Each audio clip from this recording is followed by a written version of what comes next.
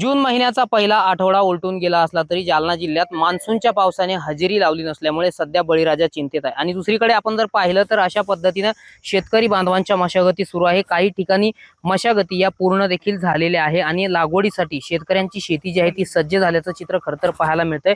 आणि दुसरीकडे काही ठिकाणी आपण जर पाहिलं तर अशा पद्धतीने मशागती आहेत त्या अंतिम टप्प्यात आल्या आहेत। आपण पाहू शकतो की या शेतामध्ये सध्या वखर सुरू आहे आणि थोडक्यातच आपण या शेतकऱ्यासोबत बातचीत करण्याचा देखील प्रयत्न करूया की नेमकी सद्यस्थिती पावसाची काय आहे। आपण पाहू शकतो की हा शेतकरी जो आहे तो या ठिकाणी आता वखराच्या सहाय्याने ही शेतीची मशागत जी आहे ती करताना पाहायला मिळते।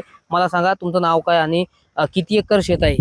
माझं नाव शंकर कचरुगायके। हे शेत आहे 1.5 एकर। बर, आता केव्हापासून तुम्ही या ठिकाणी मशागत करताय? आम्ही आता पहिला नांगरटी गेली, आता आज सकाळी 8 वाजता आलो, आता वखर आणणं चालू आहे।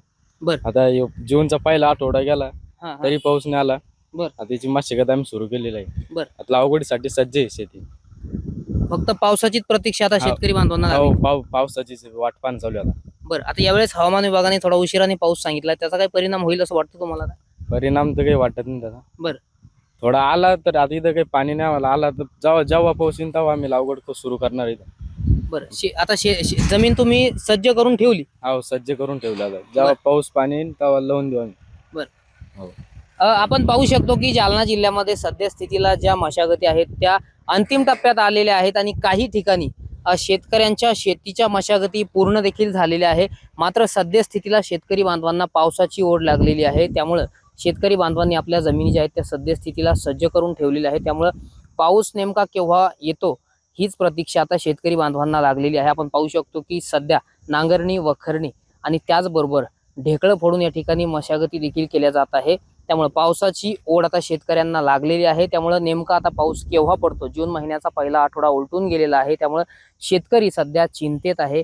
मात्र आता पाऊस केव्हा पडणार हीच प्रतीक्षा शेतकरी बांधव आता करताना पाहायला मिळत आहेत। रामनाथ ढाकणे, TV9 मराठी, जालना।